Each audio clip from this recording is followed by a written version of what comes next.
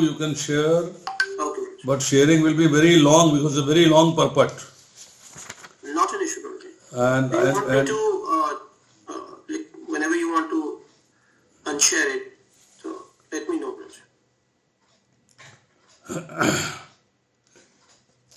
मैं श्लोक पढ़ता हूँ। श्रीमद् भागवतम स्कंद संख्या 1 अध्याय संख्या 15 श्लोक संख्या 27। देश काल अर्थ युक्तानि हितेता पुष्यपानि च हरन्ति स्मरतः चित्तम गोविंद अभिहितानि में। अनुवाद पढ़ता हूँ श्रील प्रभुपाद द्वारा। अब मैं भगवान गोविंद द्वारा दिए गए उपदेशों की ओर आकृष्ट हूँ, क्योंकि वे देश काल की समस्त परिस्थितियों में हृदय की जलन को शांत करने वाले आदेशों से पूर्ण रहते थे। प्रभु जी रिकॉर्डिंग कर लीजिएगा। प्रभु जी रिकॉर्डिंग ऑन है। ठीक है। Now it's a very long purport. I would like devotees who are participating in the lecture today, they should come forward. किस किस के पास भागवतम है अपना? कोई लेके बैठा है? Aparashar Mata has the Bhagavatam. Anyone else? हरे कृष्णा, प्रभु जी के पास भी है। 2 लोग हैं। ठीक है, तो बारी बारी से एक एक पैराग्राफ जो है दोनों लोग पढ़ेंगे। Then I will explain that and then we will move forward. सिर्फ अनुवाद में पहले एक्सप्लेन करता हूं। अब मैं भगवान गोविंद द्वारा दिए गए उपदेशों की ओर आकृष्ट हूं, क्योंकि देश काल की समस्त परिस्थितियों में हृदय की जलन को शांत करने वाले आदेशों से पूर्ण रहते थे। कौन कह रहा है ये? Who is speaking? अर्जुन। ये शब्द जो है किसके हैं? हिंदी के हैं प्रभु जी आपके पास भागवतम यहाँ पे ऑनलाइन? मेरे पास भी है प्रभु जी। हरे कृष्णा। ठीक है माता जी। हरे कृष्णा प्रभु जी, हमारे पास भी है। चलिए, तो बहुत अच्छी बात माता है। जी प्लीज ऐसे बीच में नहीं, आप हैंड रेज करिए। I will allow one by one बारी बारी से पढ़ेंगे और मुझे बताएंगे इसमें इंपॉर्टेंट पॉइंट क्या है। Then I will explain that point. Very long purport, आज डिफरेंट टाइप ऑफ क्लास होगा। सबसे पहले मैं आपको बता दूं शॉर्ट में कि भागवतम जो है इसका नरेशन किस किसने किया, तब आज की चर्चा आएगी। भगवान नारायण ने भागवतम का ज्ञान दिया है ब्रह्मा जी को 4 श्लोकों के रूप में, दूसरे स्कंद के 9वें अध्याय के 33 से लेके 36वें श्लोक तक। ब्रह्मा जी ने जो ज्ञान प्राप्त किया है वो इन्होंने दिया है नारद जी को। नारद जी ने फिर ज्ञान दिया है व्यासदेव जी को, और व्यासदेव जी ने 4 श्लोकों को 18,000 श्लोकों में विस्तारित कर दिया। 4 श्लोकास एक्सपैंडेड टू 18,000 श्लोकास। अब व्यासदेव जी ने ज्ञान दिया है सुखदेव गोस्वामी को।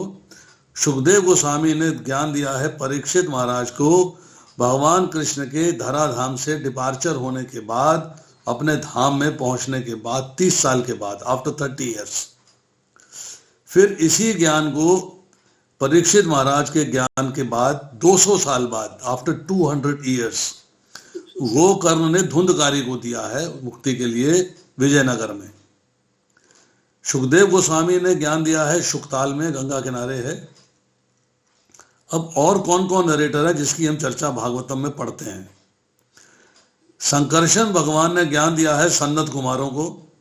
सन्नत कुमारों ने ज्ञान दिया है नारद जी को भी और अलग अलग ऋषियों को भी, गोकर्ण के 30 साल के बाद बद्रिकाश्रम में। फिर सन्नत कुमार जी ने ज्ञान दिया है भक्ति को, ज्ञान को, वैराग्य को ऋषिकेश में। फिर सन्नत कुमार जी ने ज्ञान दिया है सांख्यायन मुनि को, पराशर मुनि को, बृहस्पति देव को। फिर पराशर मुनि ने ज्ञान दिया है मैत्रेय को। मैत्रेय से चर्चा हुई है विदुर जी की।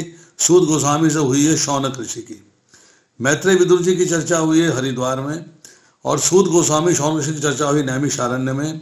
और फिर उद्धव जी ने ज्ञान दिया है गोपियों को कुसुम सरोवर पे, और भगवान शिव ने ज्ञान दिया है पार्वती देवी को कैलाश लोक में। ये है भागवतम के ज्ञान की परंपरा। पर आज जो हम चर्चा कर रहे हैं इसमें जो है ये चर्चा हो रही है महाराज युधिष्ठिर और अर्जुन जी के बीच में। तो अर्जुन जो है कह रहे हैं यहाँ पर, अब मैं भगवान गोविंद द्वारा दिए गए उपदेशों की ओर आकृष्ट हूं।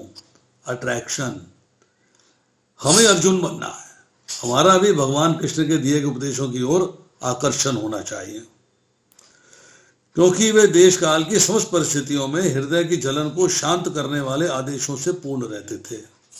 This line is very important to be understood कि समय कोई भी हो, स्थितियां अनुकूल हो, स्थितियां प्रतिकूल हो, समय अनुकूल हो, समय प्रतिकूल हो, मतलब स्थान किसी भी जगह पे हो, किसी भी स्थान पे हो, किसी भी समय पे हो, किसी भी काल में हो, सारी परिस्थितियों में जो टेंशन्स होती हैं, जो कष्ट होते हैं, जो परेशानियां होती हैं, जो दिक्कतें होती हैं, उसको शांत करने वाले शब्द जो हैं वो भगवान के हैं। वो शब्द क्या है? भगवत गीता। यहाँ पे इस पूरे परपट के अंदर भगवत गीता की महिमा कही गई है। हम एक एक करके इस पे चलेंगे।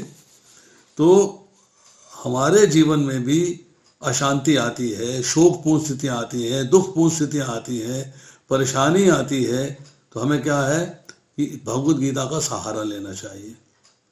भगवत गीता का सहारा लेना चाहिए कि हमारी परेशानियां कैसे दूर होंगी। नाउ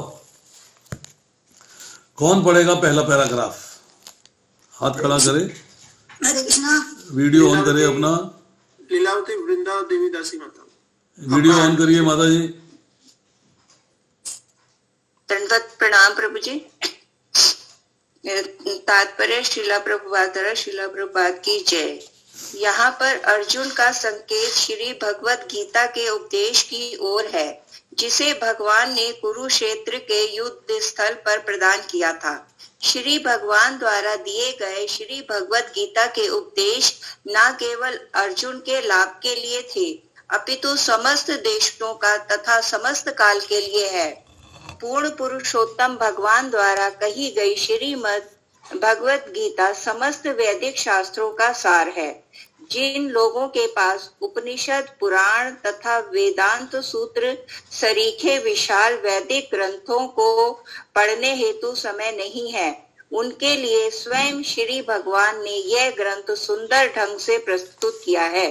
यह ग्रंथ महान पौराणिक महाकाव्य महाभारत के अंतर्गत आता है, जिसे विशेष रूप से अल्प बुद्धिमान श्रेणी के मनुष्यों हेतु तथा स्त्रियों, श्रमिकों तथा ब्राह्मण, क्षत्रिय और उच्च वर्गीय वैश्यों की अयोग्य संतानों हेतु तैयार किया गया था।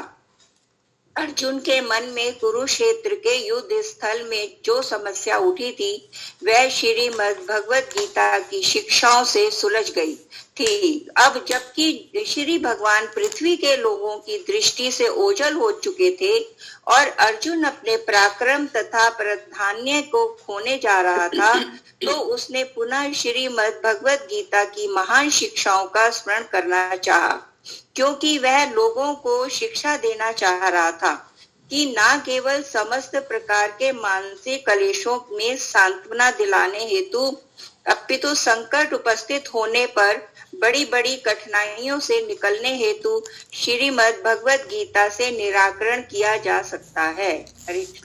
थैंक यू माता जी, थैंक यू। कोई बताएगा इसमें से कौन सा इंपॉर्टेंट पॉइंट है जो हमें डिस्कस करना चाहिए आज? Anyone raise your hand?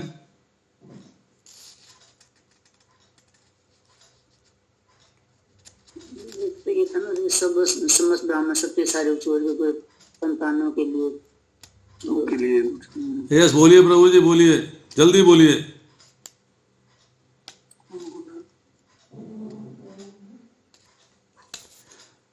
प्रभु जी आपने हाथ खड़ा किया है, अनम्यूट करिए और बोलना शुरू कर दीजिए।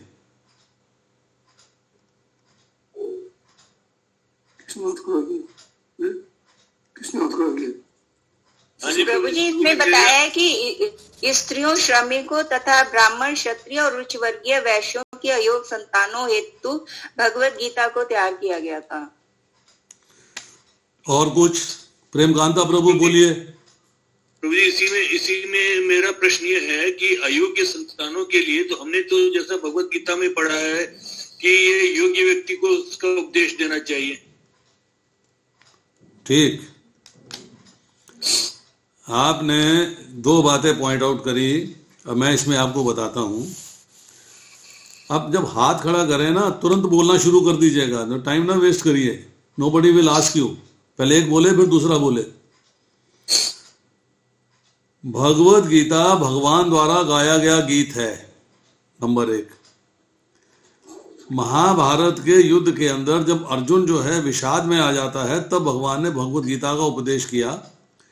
महाभारत के भीष्म पर्व के 25वें अध्याय से लेके 42वें अध्याय तक की जो चर्चा है, उसको बाद में संकलित कर दिया गया भगवत गीता के रूप में एक अलग ग्रंथ में। ये श्रुति भी है और स्मृति भी है। स्मृति का मतलब है क्वेश्चन आंसर्स, गुरु से प्रश्न और उनके उत्तर प्राप्त करना। श्रुति का मतलब है सुन के ज्ञान प्राप्त करना। उसके बाद लिखा है, उपनिषद पुराण वेदांत सूत्र सरीखे विशाल ग्रंथों को पढ़ने के लिए समय नहीं है। उसका मैं छोटा सा एग्जाम्पल देता हूँ। पुराण की बात करते हैं, अगर पुराण के अंदर जो है 4 लाख श्लोक हैं आज की तारीख में जो अवेलेबल हैं। 1 करोड़ श्लोकों में से आज की तारीख में हमारे पास 4 लाख श्लोक हैं, जिसमें से 18 पुराणों में उसको कन्वर्ट किया गया। अब प्रश्न ये आता है कि हम एक दिन में अगर 1 श्लोक पढ़ते हैं, एक दिन में 1 श्लोक पढ़ते हैं, तो हमको जो इसके लिए कितने दिन, भागवतम की बात कर लें, किसी भी शक्ति की बात कर लें, कितने दिन आते हैं? 4 लाख दिन चाहिए पूरे पुराण पढ़ने के लिए। एक दिन में 1 श्लोक किया तो 1 महीने में 30, साल में 365 और 100 साल में 3,65,000। 35,000 अभी नहीं पढ़े, पर शर्त क्या है कि जैसी जन्म होगा माँ के गर्भ से बाहर निकलेंगे पहला श्लोक पढ़ लेना, और 100 साल तक जीना है, आखिरी श्लोक पढ़ना, तभी खत्म नहीं होते। तो भगवान ने जो है इसलिए बड़ी कृपा कर दी हम पे कि सारे पुराणों का, सारे वेदों का, सारे उपनिषदों का सार जो है उन्होंने भगवत गीता रूपी ग्रंथ में भर दिया कि मनुष्य जो है उसके पास समय नहीं होगा पढ़ने के लिए, इतना समय नहीं है, वो 700 श्लोकों की भगवत गीता अच्छे तरीके से पढ़ ले और अच्छे तरीके से समझ ले, तो इसका मतलब है उसका बेड़ा पार है। तो he can come back to me, मेरे धाम आ सकता है। अब प्रभुपाद लिख रहे हैं, अर्जुन के मन में कुरुक्षेत्र के युद्ध स्थल में जो समस्या उठी थी वह भगवत गीता की शिक्षाओं से हल हो गई थी। तो आज भी हमारे जीवन के अंदर अगर कोई समस्या उठ खड़ी होती है, तो अगर हम भगवत गीता को ध्यानपूर्वक पढ़ा हुआ है, ध्यानपूर्वक समझा हुआ है, तो हमको उसमें उसका उत्तर मिल जाता है। शर्त यह है कि आपको ढूंढना आना चाहिए। You should be in a position to search out the answer. समस्या कोई भी हो, किसी भी तरीके से हो, पारिवारिक समस्या हो, बिजनेस की समस्या हो, घरेलू समस्या हो, स्पिरिचुअल समस्या हो, आध्यात्मिक समस्या हो, समस्या कोई भी हो, उसका उत्तर मिलता है। अब यहाँ पर जो है अर्जुन स्मरण कर रहा है, क्योंकि वह लोगों को शिक्षा देना चाह रहा है कि समस्त प्रकार के मानसिक क्लेशों में सांत्वना दिलाने के लिए, अपितु संकट होने में, कठिनाइयों से निकलने के लिए भगवत गीता की शरण ली जा सकती है।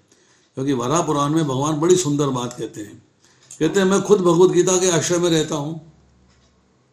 मतलब भगवान की वाणी है और भगवान अपनी वाणी के आश्रय में है। देखिए कमाल की बात है, अगर भगवान अपनी वाणी के आश्रय में है तो हम लोग जो है भगवान की वाणी के आश्रय में क्यों नहीं हो सकते? हमारी समस्या क्या है? भगवत गीता पढ़ी थी, हाँ जी पढ़ी थी, एक बार मैंने पढ़ ली थी, वो समझ तो आई नहीं, पर पढ़ ली थी मैंने।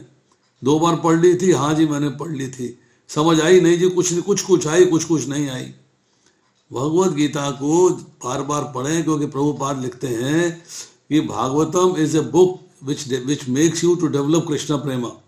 भगवान का प्रेम प्राप्त करने के लिए भागवतम ग्रंथ है, पर भागवतम को अंडरस्टैंड करने के लिए भगवत गीता ग्रंथ है। जब तक भगवत गीता अच्छे तरीके से नहीं आएगी, तब तक भागवतम भी अच्छे तरीके से नहीं आएगी। इसलिए प्रभुपाद कह रहे हैं कि भगवत गीता इज स्कूलिंग मतलब 12 क्लास तक स्कूल पढ़ता है बच्चा। भागवतम इज ग्रेजुएशन, स्कूलिंग के बाद ग्रेजुएशन है। और चैतन्य चरितामृत इज पोस्ट ग्रेजुएशन, वो ग्रेजुएशन के बाद का ग्रंथ है। तो इसलिए यहाँ पे भगवत गीता की महिमा की चर्चा हो रही है, तो भगवत गीता को बहुत ही ध्यानपूर्वक किसी भक्त की सहायता से मनन करके पढ़ना चाहिए।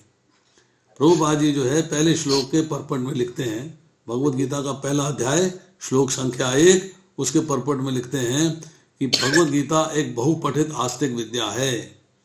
इसे भक्त की सहायता से, कृष्ण के भक्त की सहायता से छानबीन कर समझना चाहिए, पढ़ना चाहिए, सुनना चाहिए।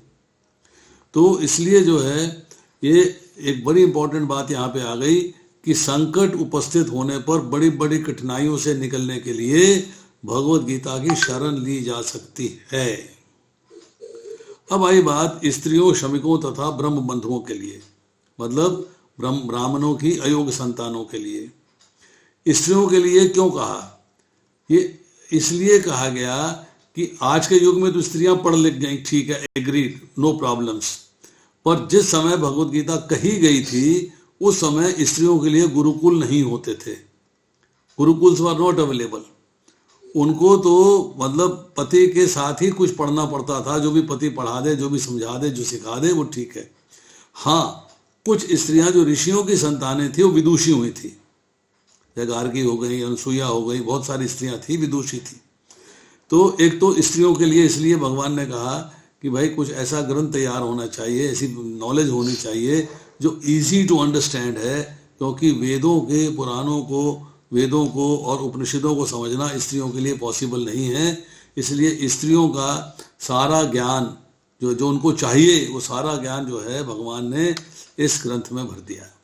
नंबर 2, श्रमिक मतलब लेबरर्स के पास भी गुरुकुल की व्यवस्था नहीं थी, स्त्रियों के लिए नहीं थी, और जो अयोग्य संतानें थी गुरुकुल जाके भी नहीं। आजकल भी बच्चे कई अयोग्य होते हैं, पढ़ते हैं, नंबर फेल हो जाते हैं। इस तरह जो अयोग्य संतानें थी, ब्रह्म बंधु जिसे कहा गया है, उनके लिए भी ये था कि कोई सिंप्लीफाइड मैटर दिया जाए, सिंप्लीफाइड लिटरेचर दिया जाए, सिंप्लीफाइड ग्रंथ दिया जाए। तो महाभारत जो है कथाओं के माध्यम से बहुत ही सिंप्लीफाइड ग्रंथ है, जिसको बड़ी आसानी से समझ सकते हैं, बट बहुत वास्ट है, 1 लाख श्लोक हैं। अब 1 लाख लोगों की रचना करनी है। भगवान कह रहे हैं कि मैंने रचना करानी किसके माध्यम से? अपने शक्तिवेश अवतार व्यास देव जी के माध्यम से। अब व्यास देव जी कहते हैं मैं इसे लिपिबद्ध करना चाहता हूँ, तो लिखेगा कौन? तो गणेश जी का स्मरण किया गया, क्योंकि उनको सजेशन मिला कि लिपिबद्ध करने के लिए गणेश जी उचित हैं। अब गणेश जी से रिक्वेस्ट करते हैं कि मैं जो है महाभारत की रचना करना चाहता हूँ, तो आप जो है मेरी सहायता करें, इसको लिपिबद्ध कर दें। तो गणेश जी ने कहा मैं लिपिबद्ध कर दूंगा, पर मेरी एक शर्त है कि आप बोलते हुए रुकेंगे नहीं। अब व्यासदेव जी फंस गए, भाई श्लोक रचना करने से पहले कुछ तो सोचना पड़ेगा। तो उन्होंने कहा ठीक है, नहीं रुकूंगा, पर मेरी भी एक शर्त है। अब गणेश जी कहने लगे बोलिए आपकी क्या शर्त है? बोले मेरी शर्त यह है कि आप लिखने से पहले श्लोक को समझेंगे, जब तक आप समझ नहीं लेंगे तब तक लिखेंगे नहीं। तो गणेश जी फंस गए, बोले अच्छा ठीक है, ऐसे ही करूंगा।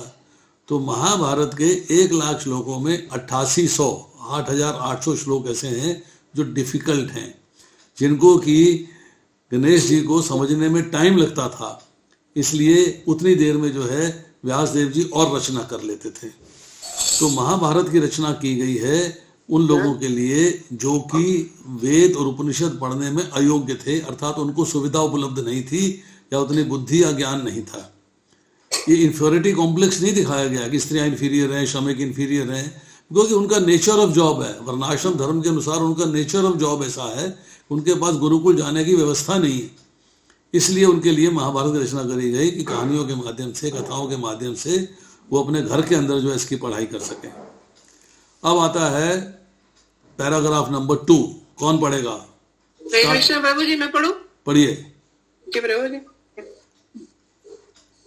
कृपया में भगवान अपने पीछे भगवत गीता की महान शिक्षाएं इसलिए छोड़ते गए जिससे कोई भगवान के अलक्ष्य होने पर भी उनकी शिक्षाओं को ग्रहण कर सके। भौतिक इंद्रियों से परमेश्वर का कोई अनुमान नहीं लगा सकता, लेकिन भगवान अपनी अचिंत्य शक्ति से पदार्थ के माध्यम से बद्ध जीवों की इंद्रियों द्वारा अनुभूति किए जाने के लिए अवतार ले सकते हैं, क्योंकि पदार्थ भी भगवान की प्रकट शक्ति का दूसरा रूप है।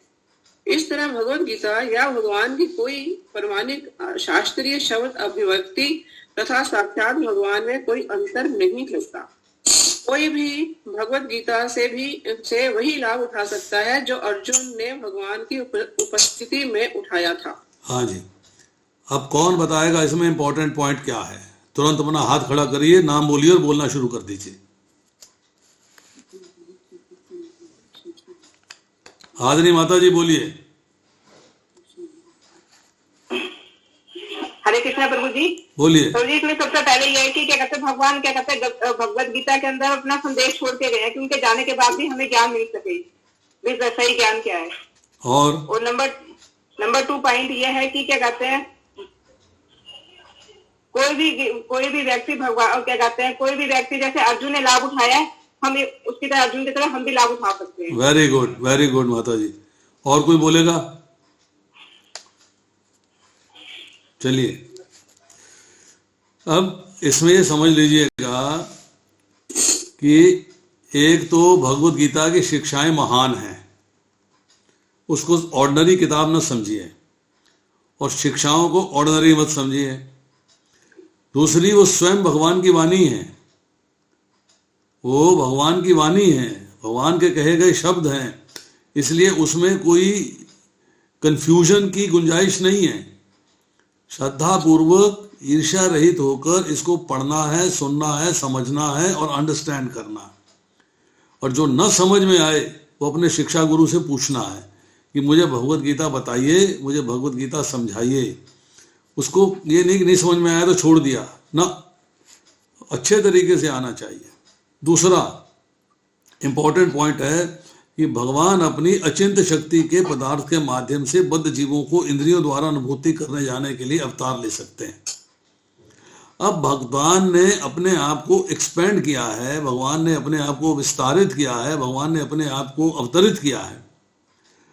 भगवान अचिंत्य हैं, चिंतन से परे हैं, परंतु यहाँ पर जो है भगवान आपको दर्शन दे रहे हैं, आपके साथ लीलाएं कर रहे हैं, आपके साथ खेल रहे हैं, कूद रहे हैं, नाच रहे हैं, गा रहे हैं। अर्थात नराकार स्वरूप स्वीकार करके, या नराकार नहीं है तो कोई दूसरा स्वरूप भी है, तो वो जो है साधारण मानवों के साथ लीलाएं कर रहे हैं, उनको अपना आनंद दे रहे हैं। तो ये जो है आप जो भगवान अचिंत्य हैं, जिनको अपनी इंद्रियों से नहीं देख सकते, यहाँ पर आप भगवान को अपनी इंद्रियों से देख पा रहे हैं। हम कह रहे हैं हम तो नहीं देख पा रहे, हम तो यहाँ पे बैठे हैं, आप कह रहे हो जी भगवान अपना अवतार लेते हैं। हमारे सामने कहाँ अवतार लिया? हम तो भगवान को नहीं देख पा रहे। हाँ, चैतन्य महाप्रभु आए थे 520 साल पहले, वो पुरानी बात हो गई। आज हम क्या करें? आज हमारे पास क्या सुविधा है? हम तो बस चिंतन से परे भगवान है, उनका स्मरण नहीं कर सकते हैं। नहीं, you have to understand it very very clearly. भगवान आपके पास साक्षात उपस्थित हैं। ये हमारी मिस्टेक है कि हम इसको स्वीकार नहीं करते, इसको एक्सेप्ट नहीं करते। भगवान ने इस कलयुग के अंदर अपने आप को अपने अर्च विग्रह के रूप में प्रस्तुत किया है। मंदिर के अंदर जाते हैं, भगवान के अर्च विग्रह के दर्शन करते हैं, तो हमें पता लगता है कि साक्षात भगवान हमारे सामने उपस्थित हैं, अर्च विग्रह के रूप में भगवान उपस्थित हैं। This is very very important. Prabhupad ji 3 स्कंद के 25वें अध्याय के 16वें श्लोक में परपट में लिखते हैं कि नियोफाइड भक्त, जो भक्त नया नया है या जो अभक्त है, वो भगवान के सामने खड़ा होता है, आंखें बंद करता है और भगवान से कहता है कि मुझे अपने दर्शन दीजिए। अरे दर्शन दे रहे हैं तो उन्हें आंखें बंद कर रखी हैं।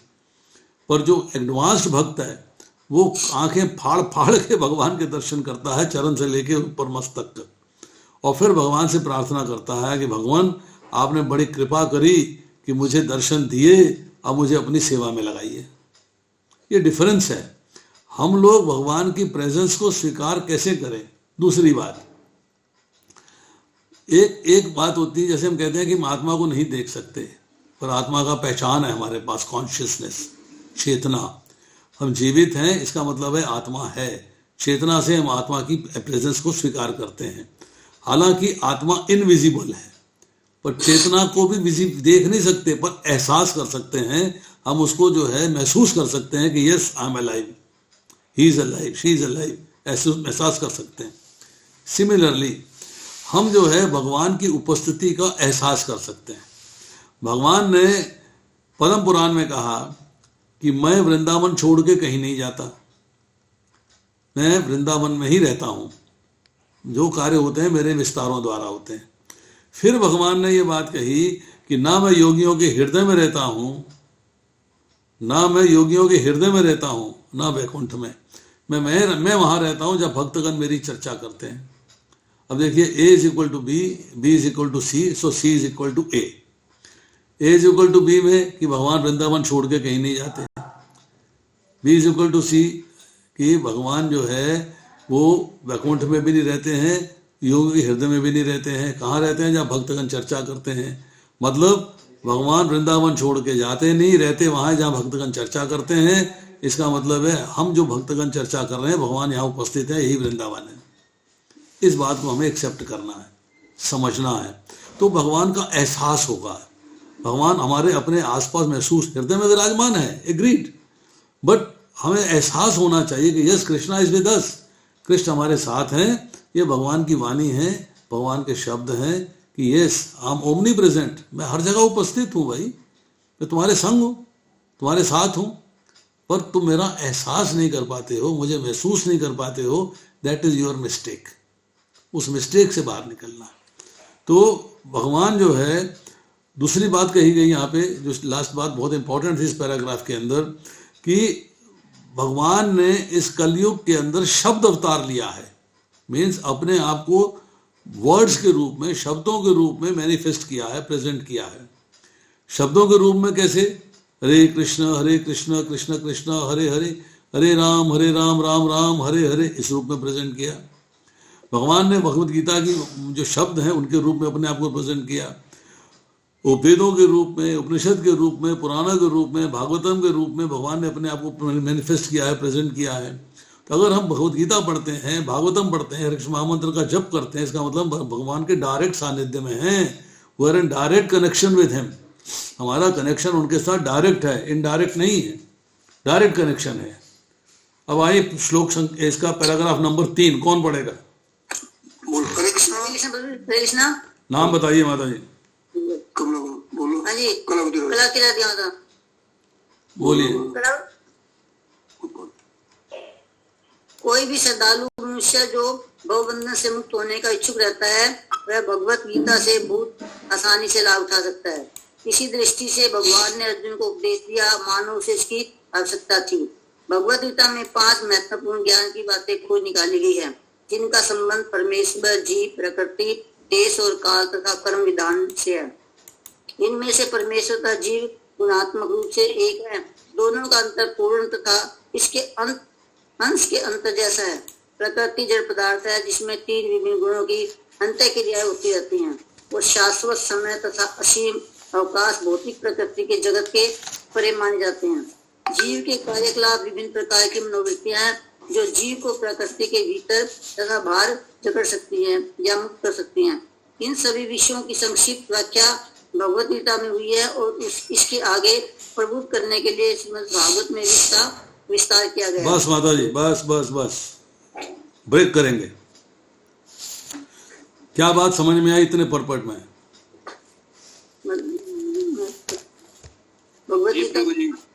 इसमें प्रभु जी ये समझ में आया कि भगवान ने 5 प्रकृति के 3 गुणों का और कर्म के 5 कारणों का वर्णन किया है कि 5 काम हम क्यों करते हैं धराधाम पे। कर्म के कारण और प्रकृति के 3 गुण। नहीं, आप कंफ्यूज्ड हैं। कोई और बोलेगा?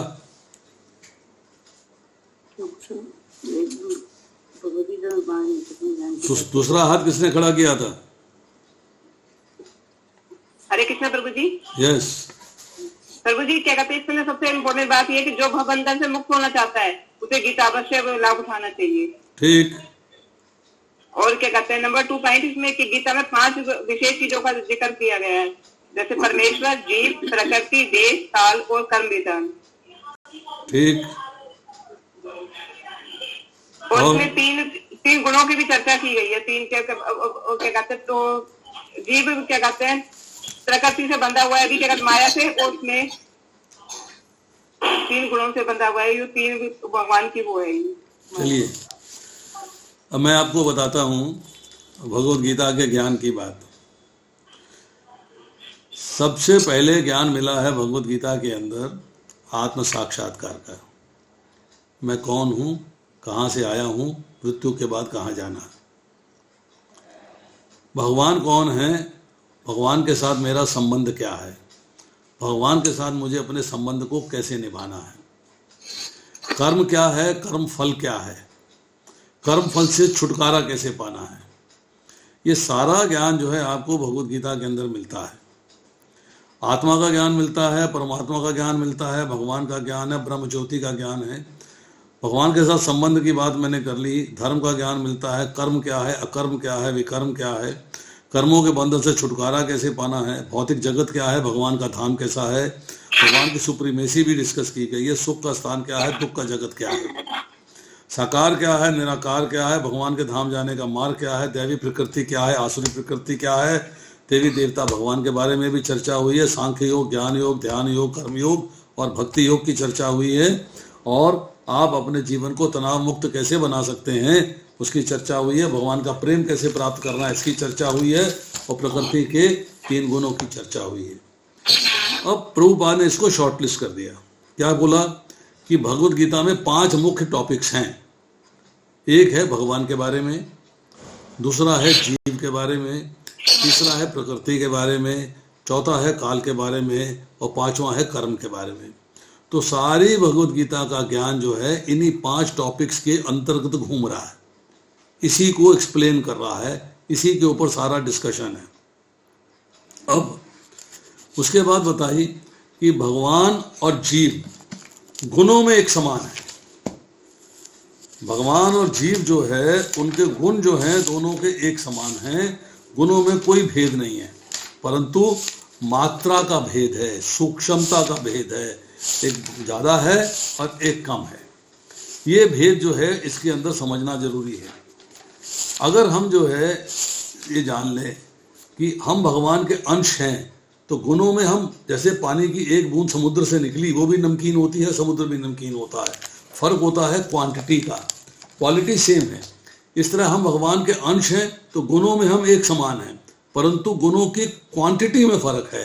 भगवान में गुण अनंत है, असीम है, हमारे में अंदर गुण जो है बड़े लिमिटेड हैं। नंबर 1, हमारे गुणों प्रकृति उसके ऊपर हावी हो जाती है, प्रकृति हावी हो जाती है क्योंकि आत्मा सूक्ष्म है और चूंकि इस भौतिक संसार में भोग करने के लिए आई है, एंजॉय करने के लिए आई है अपनी मर्जी से, तो इसलिए जो है क्या होता है कि प्रकृति उसको अपने वश में ले लेती है, वो प्रकृति के सबऑर्डिनेट हो जाती है। हालांकि प्रकृति है अपरा और परमात्मा है, आत्मा है परा।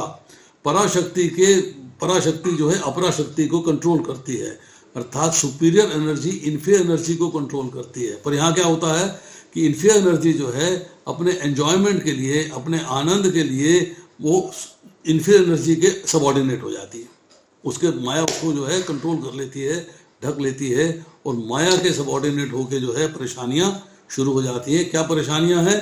कर्म और उनका फल। कर्म फल भोगने के लिए फिर पुनरपि जन्मम और पुनरपि मरणम।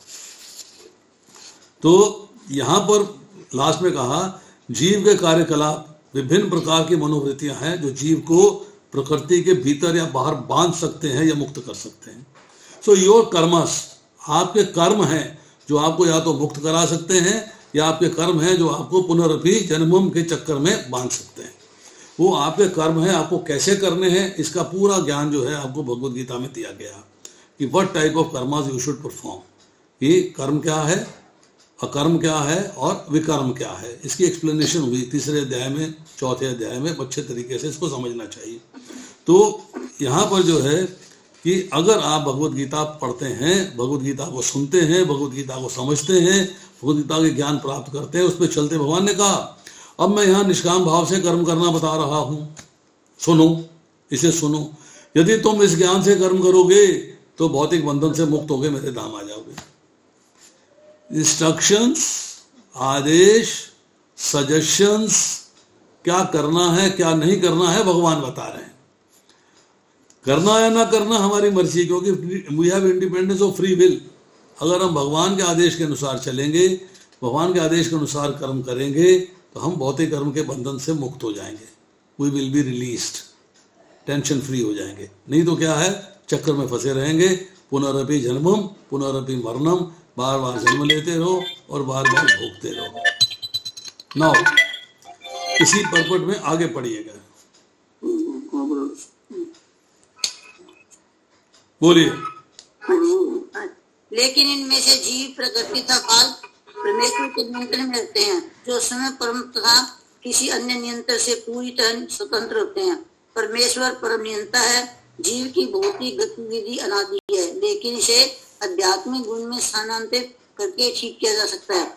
इस तरह ये भौतिक गुणात्मक प्रतिक्रियाओं में नहीं रह जाती। भगवान तथा जीव दोनों प्रबुद्ध हैं और इनकी पहचान जीवित शक्ति के रूप में होती है। लेकिन प्रकृति की अवस्था, जिसे महत्त्व कहते हैं, इसके अंतर्गत जीव अपनी गलत से पहचान करता है कि वह भगवान से भिन्न है।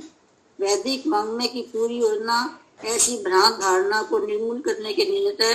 वो इस तरह जीव को भौतिक पहचान के भ्रम मोह से मुक्त करती है। जब यह भ्रम मोह ज्ञान तथा वैराग्य से समूल नष्ट हो जाता है, तो जीव कर्ता तथा भोक्ता दोनों का उत्तरदायित्व संभालता है। भगवान में भोग की भावना वास्तविक है, लेकिन जीव में ऐसी भावना मात्र मनचाही इच्छा है। भावना का ये अंतर ही दो स्वरूपों का, भगवान तथा जीव का अंतर है। अन्यथा भगवान और जीव में कोई अंतर नहीं है। अतः जीव सदैव एक साथ तथा एक भिन्न होता है। भगवत गीता का सारा उपदेश एकमात्र इस सिद्धांत पर आधारित है। ठीक है माता जी, थैंक यू। कौन बताएगा जी, क्या है इंपॉर्टेंट पॉइंट इसमें? जीव में इसमें माता जी पहले अपना नाम बोलिए आप।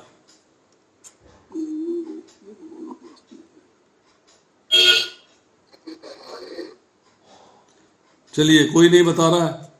प्रेम कांता प्रभु पूछिए, बताइए।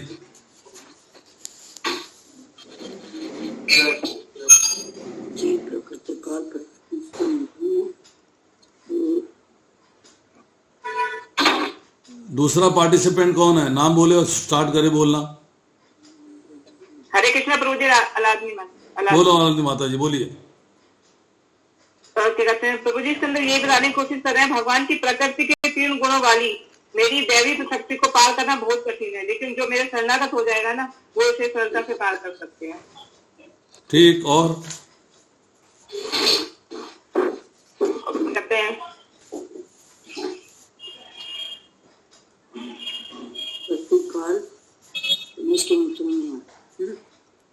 Anybody else? चलिए, अब हम चर्चा करते हैं इसके इस पर्पट में।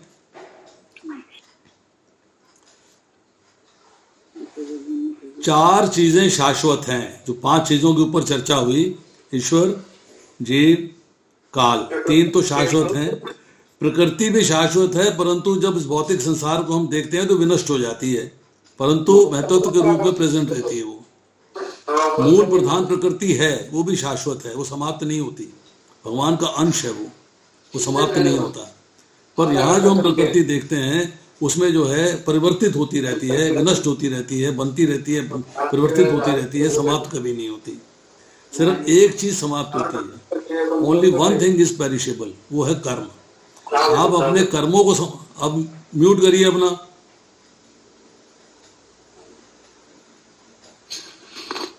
आपके जो कर्म हैं वो अशाश्वत हैं। आप कर्म करते हैं अपनी मर्जी से, इच्छा आपकी है, जैसा करना चाहें वैसा करें, परंतु वो जो है कर्म फल समाप्त हो सकते हैं, कर्म फल समाप्त हो सकते हैं। कर्म समाप्त होने का मतलब क्या है? ये नहीं कि आपने काम करना बंद कर दिया, नो। कर्म समाप्त करने का मतलब ये है वो कर्म समाप्त हो जाएं जिसके कारण आपको भौतिक फल प्राप्त हो और पुनः शरीर की प्राप्ति हो। मतलब कर्म हो तो केवल भगवान के लिए। 4थे अध्याय के 18वें श्लोक में कहते हैं, जो कर्म को अकर्म और अकर्म को कर्म देखता है। मतलब इस बात को समझना जरूरी है। तो यहाँ पर जो है चर्चा हो रही है कि आप जो है अपनी independence of free will say, अपनी मर्जी से कार्य कर सकते हो, but now choice is yours. कि आप कौन सा कार्य करना चाहिए और कौन सा कार्य नहीं करना चाहिए। उसके बाद भगवान तथा जीव दोनों प्रबुद्ध हैं, क्योंकि भगवान से ज़्यादा इंटेलिजेंट कोई नहीं है, और मिनिमम इंटेलिजेंस जो है जीव के अंदर भी है, क्योंकि भगवान का अंश है, परंतु वो अपनी शक्ति का दुरुपयोग करता है। उसको भगवान की सेवा में लगाने से बजाय भौतिक संसार की सेवा में लगा देता है। अब इसमें आज चर्चा आई है महतत्व। महतत्व का मतलब है महान तत्व क्या है। भगवान की जो मूल प्रकृति है, मूल प्रकृति, वो अपने उसमें जो है जब विक्षेप होता है तो महतत्व प्रकट होता है। महतत्व जो है वो विरजा नदी के पार एक बादल के रूप में अलग से छोटा सा अंश है भगवान के प्रव्योम का। भगवान का जो घर है, भगवान का जो धाम है, उसका एक छोटा सा अंश है। उसी से फिर आगे प्रकट होता है सब चीज़ों का, मन का, बुद्धि का, अहंकार का, सबका, इंद्रियों का, स्थूल शरीर का, सब जितने भी स्थूल अंग हैं, सूक्ष्म अंग हैं, सब महत्वत्व से प्रकट हो रहे हैं, क्योंकि सब प्रकृति के अंश हैं। तो वाया मीडिया क्या है? महत्व, महान तत्व है वो। और इसी महान तत्व के रूप में कहते हैं कि अंतर्गत जीव अपनी झूठी पहचान करता है, क्योंकि जब उसने प्रकृति से संबंध बना लिया, प्रकृति से रिलेशनशिप मेंटेन कर लिया, प्रकृति के वश में आया, तो वो क्या है कि अपने आप को अब जो है अहंकार में आ जाता है। मैं ये हूँ, मैं वो हूँ, मैं ये हूँ, मैं वो हूँ, मतलब वो अब स्वीकार नहीं कर पाता कि मैं भगवान का अंश हूँ। वो अहंकार के अंदर आके जो है अपनी झूठी पहचान करता है। वो क्या पहचान करता है कि भगवान अलग है और मैं अलग हूँ। भगवान से अलग नहीं हो तुम भगवान के अंश हो, इसलिए भगवान से अलग नहीं हो सकते। परंतु भौतिक संसार में सुख भोग भोगने के लिए तुमने अपने आप को भगवान से अलग महसूस कर लिया है। एहसास हो गया तुम्हें कि मैं भगवान से डिफरेंट हूँ, भगवान अलग है और मैं अलग हूँ, और तुमने अपने आप को प्रकृति की गोद में डाल दिया है। तुम जैसा चाहो मुझसे खेलो, बस मुझे मौज मेला करने दो, बस I want to enjoy this world. अब यहाँ पे प्रभुपाद जी बड़ी अच्छी बात लिखते हैं, उसको हम ध्यानपूर्वक सुनिएगा और ध्यानपूर्वक पढ़िएगा। वैदिक वांग्मय की पूरी योजना ऐसी भ्रांत धारणा का उच्छेद करने के निमित्त है। मीन्स जो आपको भगवान ने ज्ञान दिया है, गुरु, साधु और शास्त्र, तीन चीजें दी आपको। गुरु शास्त्र को समझने के लिए, समझाने के लिए, साधु आपको ठीक मार्ग दिखाने, गुरु भी साधु है, आपको ठीक मार्ग दिखाने के लिए कि क्या राइट है और क्या रॉन्ग है। तो शास्त्र का जो ज्ञान है उसका पर्पस क्या है कि आपको भौतिक पहचान के भ्रम से मुक्त करे, आपको भौतिक संसार के कंट्रोल से, भौतिक प्रकृति के कंट्रोल से मुक्त करे। ये कब होता है? जब आप ज्ञान के लेवल पे आ जाते हो। हृदय शुद्ध होता है ज्ञान प्राप्त करने से। जब हृदय के शुद्धिकरण होता है तब आपको अपना रिलेशनशिप भगवान के साथ समझ में आता है। देन यू रियलाइज कि व्हाट इज योर रिलेशनशिप। जब रिलेशनशिप रियलाइज होता है फिर निभाने की बात आती है, फिर प्रयोजन समझ में आता है कि मेरा भगवान से संबंध क्या है, मुझे निभाना कैसे चाहिए, इसका प्रयोजन क्या है। और ये तीनों चीज़ें भगवत गीता में एक्सप्लेन करी हुई हैं। पहले 6 अध्याय में संबंध है, दूसरे 6 अध्याय में अभिधेय अर्थात भगवान के संबंध को निभाना कैसे है, और आखिरी 6 अध्याय के अंदर प्रयोजन है संबंध क्यों और संबंध कैसे निभाना चाहिए। अब ये इस मोह से मुक्त करते हैं। अब मोह से मुक्त की दूसरी बात क्या कहते हैं प्रभुपाद? जब ये भ्रम अर्थात कंफ्यूजन, इल्यूजन, जो भी कहिएगा, ज्ञान तथा वैराग्य से समूल नष्ट हो जाता है। जैसे मैंने आपको बताया, ज्ञान होगा तो कंफ्यूजन्स क्लियर होंगे, ज्ञान होगा तो बातें समझ में आनी शुरू हो जाएंगी, ज्ञान होगा तो आपको क्लैरिटी हो जाएगी क्या करना चाहिए और क्या नहीं करना चाहिए। तो वैराग्य का मतलब ये है कि अब मेरा भगवान के साथ संबंध है, संबंध को निभाना है, भौतिक संसार के साथ संबंध को छोड़ना है, ये वैराग्य हो गया। मतलब जो चीज जो है कृष्ण से संबंधित नहीं है वो मुझको छोड़ देनी। अपना ऑडियो बंद कर लीजिए प्लीज। अब जब ये सिचुएशन आ जाती है कि यस अब मैं भगवान के सम्मुख हो रहा हूँ और भौतिक संसार के विमुख हो रहा हूँ, जैसे मैं एग्जांपल देता हूँ, एक खाली बोतल लीजिए, इसमें हवा है।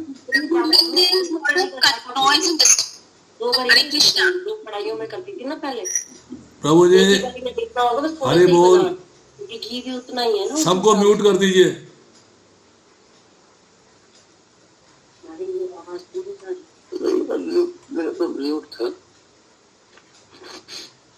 कृष्ण प्रभु जी, आप भी कर सकते हैं सब कुछ। वो आपके अद्भुत प्रभु हैं, वो करेंगे। अच्युत गोविंद प्रभु अपना अपना वीडियो चालू रखिए, ऑडियो म्यूट कर दीजिए। जब रेज हैंड करे तब बोलिएगा।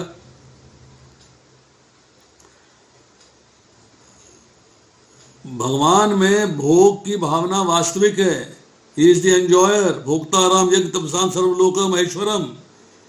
सारे समस्त यज्ञों का भोक्ता मैं हूं, पर हम भोक्ता बनना चाहते हैं, जो कि मनचाही इच्छा है, हमारी डिजायर है। और चेतना का ये अंतर दो पहचानों का, तो this is the difference between Krishna and us, और कोई अंतर नहीं है। अब भगवत गीता का सारा उपदेश एकमात्र इसी सिद्धांत पर आधारित है कि हमने अपने आप को भोक्ता नहीं बनाना है, अपने आप को भगवान का दास समझ के भगवान की सेवा में लगना है, उनके आदेश का पालन करना है। क्योंकि भगवान भगवत गीता के 3 अध्याय में कहते हैं, जो व्यक्ति मेरे उपदेश का श्रद्धा पूर्वक और ईर्ष्या रहित होकर पालन करता है, वह भौतिक संसार में कर्मों के बंधन से मुक्त होकर मेरे धाम आ जाता है।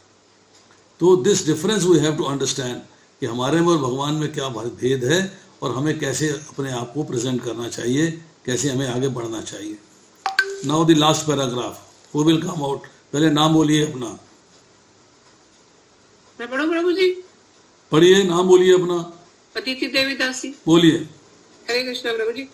भगवत गीता में भगवान तथा जीव दोनों को सनातन कहा गया है, और भगवान का धाम भी, जो भौतिक आकाश से बहुत दूर है, सनातन बताया गया है। जीव को भगवान के सनातन जगत में रहने के लिए आमंत्रित किया जाता है, और वह विधि जिससे जीव भगवान के धाम पहुंच सकता है, और जहां आत्मा की मुक्ति क्रियाशीलता प्रकट होती है, सनातन धर्म कहलाती है।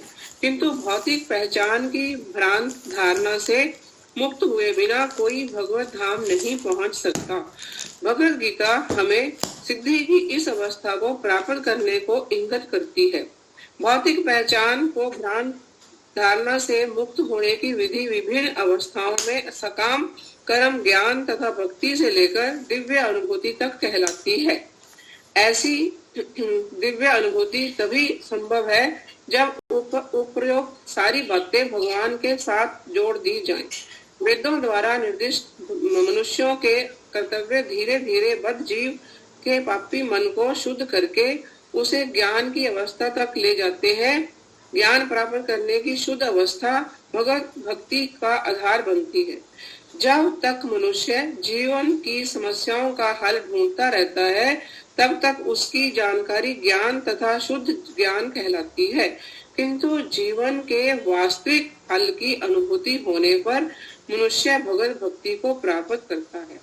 भगवत गीता का शुभ आरंभ जीवन की समस्याओं से होता है, जिससे पदार्थ के तत्वों को आत्मा से विभेदित किया गया है, और हर तरफ से यह सिद्ध किया गया है कि आत्मा सभी परिस्थितियों में अविनाशी है, और पदार्थ का ब्रह्म अवर्ण मन तथा शरीर अवतारित होकर कष्ट में संसार में फिर से आते हैं। अतः भगवत गीता विभिन्न प्रकार के कष्टों को समाप्त करने के लिए है, और अर्जुन ने इस महान ज्ञान की धारणा ली जो उन्हें कुरुक्षेत्र के युद्ध में प्रदान किया जा चुका था। हरे कृष्ण। थैंक यू माता जी। कौन इम्पोर्टेंट पॉइंट बताएगा? यस, प्रेम कांता प्रभु बोलिए। जी प्रभु जी, इसमें बताया है कि भगवान अपने धाम भगवत धाम में रहते हैं, जबकि जीव इस भौतिक प्रकृति में बद्ध होने के कारण वह इस सृष्टि में भौतिक प्रकृति में रह रहा है और कष्टों का अनुभव कर रहा है, और भगवान उन जीवों को, ऐसे जीवों को वापस आमंत्रित कर रहे हैं कि किस प्रकार उनको बता रहे हैं कि किस प्रकार वो भगवत धाम वापस आकर के कष्टों से मुक्त हो जाता है, और उसकी विधि उन्होंने भगवत गीता के माध्यम से बताई है किस प्रकार से हमने कार्य करने चाहिए जो हम मुक्त होकर के भगवान के धाम जा सकें। और कोई? Anyone else?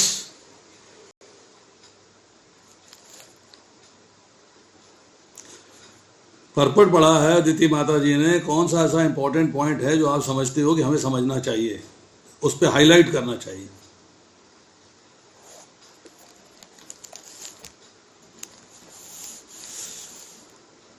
भगवत गीता में भगवान तथा जीव दोनों को सनातन कहा गया है, बोथ आर इटर्नल। ये क्यों इंपॉर्टेंट है समझना कि बहुत सारे आज के डेट में जो है व्याख्यान करता है, बहुत सारे लोग व्याख्यान करते हैं, उनका एक सिस्टम होता है बोलने का, एक ही बात बोलते हैं कि मृत्यु के बाद जीव परमात्मा में मिल जाता है, लीन हो जाता है। लीन होने का मतलब है अपनी इंडिविजुअल आइडेंटिटी का खत्म हो जाना। जैसे पानी की एक बूंद को अगर आप पानी के समुद्र में डाल दें, जल गिलास में डाल दें, या उसको जो है आप लोटे के जल में डाल दें, नदी में डाल दें, तालाब में डाल दें, झरने में डाल दें, तो पानी की बूंद का एग्जिस्टेंस खत्म हो जाता है। इंडिविजुअल बूंद नहीं रहती, वो उसके साथ मिल जाती है, एक समान हो जाती है। तो उन लोगों की फिलॉसफी क्या है कि भगवान के अंदर जीव जो है मृत्यु के बाद जाके मिल जाता है, इसका मतलब यह है कि उसकी आइडेंटिटी समाप्त हो गई।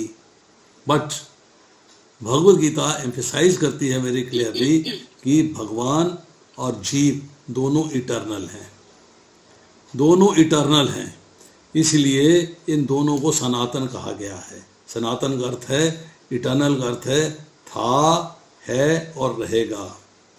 जीव कब भगवान से विलग हुए कोई नहीं जानता, there is no time immemorial, there is no date and time, but दोनों का एग्जिस्टेंस है। भगवान के धाम जाने के बाद भी जीव का इंडिपेंडेंट एग्जिस्टेंस है। वो कैसे है कि भगवान जिस रूप में जीव को रखना चाहें उस रूप में रखते हैं, जीव को वही बॉडी मिल जाती है। जैसी बॉडी हमारे पास यहाँ है, पृथ्वी जल अग्नि वायु आकाश की बनी हुई, ऐसी बॉडी वहाँ नहीं होती। तो किसी ने एग्जाम्पल दिया, किसी संत ने एग्जाम्पल दिया कि बॉडी फिर कैसे बनती है, तो बोले कि जैसे आप जो है दिवाली पे आते हैं तो चीनी के खिलौने मिलते हैं, वो चीनी है सारी उसके अंदर, पूरे खिलौने में हाथी है, बतख है, कुछ भी है, वो पूरी की पूरी चीनी है। इसी तरह वहाँ जो शेप मिलती है, जो शरीर मिलता है, वो पूरा का पूरा आत्मा है और कुछ नहीं है, पूरी की पूरी आत्मा है। अब कहा गया है भगवान का धाम भी जो भौतिक आकाश से बहुत दूर है, सनातन बताया गया है। जब भगवान दिव्य हैं, भगवान इटर्नल हैं, भगवान की वाणी दिव्य है, भगवान के कार्यकलाप दिव्य हैं, तो भगवान का धाम भी दिव्य है, दोनों दिव्य हैं। अब जीव को भगवान के सनातन जगत में रहने के लिए आमंत्रित किया जाता है। भगवान चाहते हैं कि आप लौटकर उनके धाम में आ जाएं, that you come back to him। भगवान चाहते हैं कि आप लौटकर उनके धाम में आ जाएं। बट इसीलिए अगर आप देखें, किसी ने हमसे पूछा कि गौर निताई दोनों हाथ ऊपर खड़े हैं क्यों, हम उनके दर्शन करते हैं क्यों, तो किसी ने उत्तर दिया कि इसलिए कह रहे हैं कि वो कह रहे हैं आ जाओ मेरे घर, आ जाओ मेरे धाम।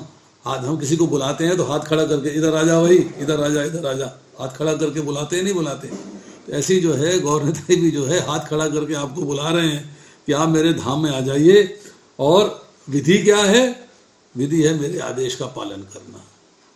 विधि एक ही है, विधि है मेरे आदेश का पालन करना। अब आदेश के पालन के अंदर आते हैं जो नीचे यहाँ लिखी गई है कि ज्ञान योग है, कर्म योग है, ध्यान योग है, भक्ति योग है। मतलब ये सारे जो योग है जिसके द्वारा भगवान से अपने आप को जोड़ते हो, ये आपको भगवान के धाम ले जाने में सक्षम है। और यहाँ जो है प्रभुपाद लिखते हैं, वेदों द्वारा निर्दिष्ट मनुष्यों करते हुए धीरे धीरे बद्ध जीवी के पापी मन को शुद्ध करके उसे ज्ञान की अवस्था तक ले जाते हैं।